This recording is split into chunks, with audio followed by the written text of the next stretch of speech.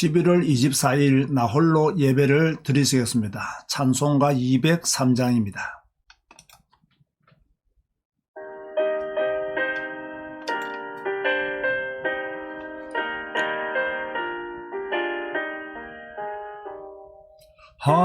하나님의 말씀은 생명의 말씀이라. 광야 같은 세상에 길 잃고 방황할 때 절망 중에 빠진 힘은 하나님 보아사 생명샘이 솟아나와 새 힘이 넘칩니다. 하나님의 말씀은 은혜의 말씀이라. 누구든지 믿고서 참으로 회개하며 하나님이 사해 주사 구원함 베푸시고 가히 없는 큰 은혜로 늘 품어주십니다. 하나님의 말씀은 진리의 말씀이라. 믿음으로 지키어 자유를 얻게 되며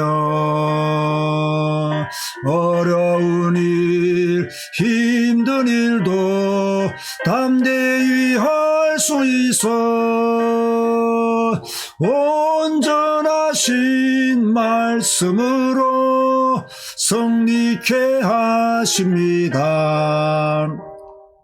하나님의 말씀은 사랑의 말씀이라. 험한 세상 살 동안 언제나 돌보시고 변함없는 사랑으로 우리를 지키시어 하늘나라 이르도록 인도해 주십니다. 하나님 감사합니다. 우리를 하나님의 나라에 이르도록 인도하여 주시니 진실로 감사합니다. 변함없이 우리를 사랑하시고 오늘 또 예배하게 하시니 진실로 감사를 드립니다. 하나님의 말씀은 생명의 말씀인 것을 믿습니다. 하나님의 말씀은 은혜의 말씀인 것을 믿습니다.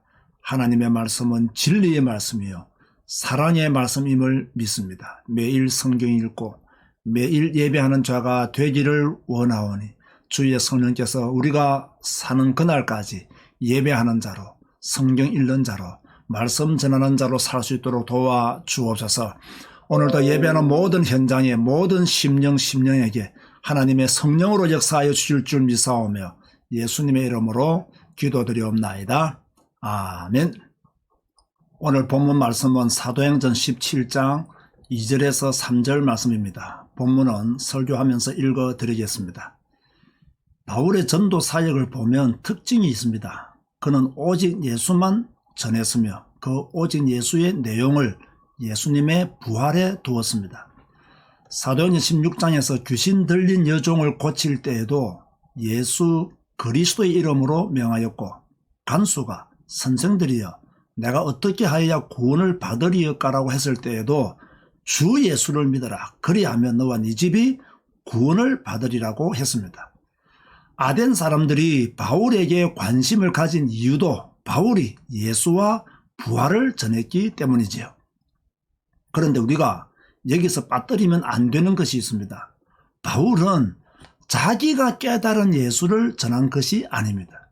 자신이 경험한 예수를 전한 것도 아닙니다. 그는 기준이 있었습니다.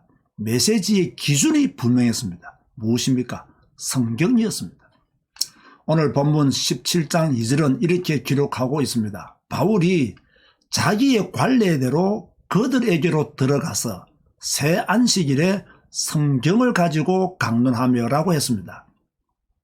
관례의 다른 말은 규례입니다. 규례는 습관이나 버릇을 의미합니다. 바울은 새로운 선교지에 도착하면 유대인의 회당에 찾아가 복음 전하는 것을 습관처럼 가지고 있었습니다.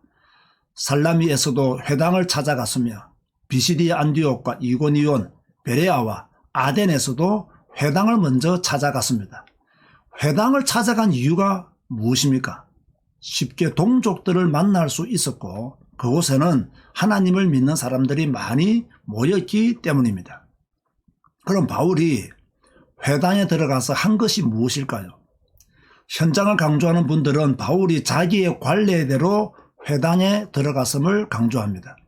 여기서 한 가지 더 강조해야 할 것이 있습니다.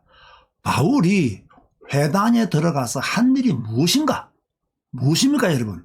성경을 가지고 강론하기 위해서입니다. 바울은 다메섹 도상에서 부활의 주님을 만난 뜨거운 경험이 있었습니다. 하지만 그것 말하지 않았습니다. 이미 1차 전도 여행을 통해 전도의 열매를 많이 가졌지만 그것도 말하지 않았습니다. 무엇을 말했습니까? 성경만 말했습니다. 성경 속에 기록된 메시아가 누구인지, 그분이 어떤 일을 행하셨는지, 왜 그분이 우리의 그리스도이신지를 강조했습니다. 3절을 보십시오. 뜻을 풀어 그리스도가 해를 받고 죽은 자 가운데서 다시 살아나야 할 것을 증언하고 이르되 내가 너희에게 전한 이 예수가 곧 그리스도라 하니. 바울은 성경을 가지고 뜻을 풀어 예수가 그리스도라고 전했습니다. 바울은 어디를 가든지 예수님의 고난과 죽음, 부활을 증거했습니다. 무엇을 가지고 증거했습니까? 성경을 가지고 증거했습니다. 빌립은 에티오피아 내시에게 이사야서에 기록된 고난의 종이 예수님이라는 것을 가르쳤습니다. 예수님도 엠마오로 가는 두 제자에게 성경을 가지고 메시지를 주었습니다. 우리는 여기서 또 우리가 성경을 읽고 배워야 할 이유, 왜 우리가 성경에 능통한 자가 되어야 하는지를 알 수 있습니다. 성경에 기록된 모든 전도자들은 성경을 가지고 복음을 전했습니다. 사도행전을 잘 읽어보십시오. 구약 인용이 굉장히 많이 나옵니다. 그들은 한결같이 성경을 인용하여 계속 예수가 그리스도임을 전했습니다. 여러분, 전도자가 되고 싶습니까? 성경에 집중하십시오. 참 복음 전하는 증인이 되고 싶습니까? 성경을 배우십시오. 결론 맺습니다. 바울은 자기 관례대로 회당에 들어갔습니다. 다시 강조합니다. 왜 들어갔습니까? 성경을 강론하기 위해 들어갔습니다. 성경을 토론하고 그 성경에 기록된 예수 그리스도를 선포하기 위해서 들어갔습니다. 바울은 새 안식일 동안 무엇을 했습니까? 성경만 강론했습니다. 성경 한 권이면 충분하기 때문에 다른 거 할 필요가 없었습니다. 여러분, 우리가 신앙생활 잘하기 위해 성경 말고 다른 것이 필요합니까? 우리가 전도를 잘하기 위해 또 다른 것이 필요합니까? 필요 없습니다. 성경 한 권이면 충분합니다. 여러분, 성경을 사랑하십시오. 성경을 읽으십시오. 성경을 배우고 묵상하십시오. 그곳에 인생의 답이 있습니다. 하나님의 인도하심이 성경에 있습니다. 오늘도 성경 읽고 읽은 그 말씀으로 충만하여 예수가 그리스도임을 현장에서 증거하는 전도자가 되시기를 주님의 이름으로 축원드립니다. 주님 감사합니다. 오늘도 예배하게 하시니 감사를 드립니다. 오늘 주시는 말씀을 따라 우리도 성경을 가지고 말씀을 전하는 전도자가 되기를 원합니다.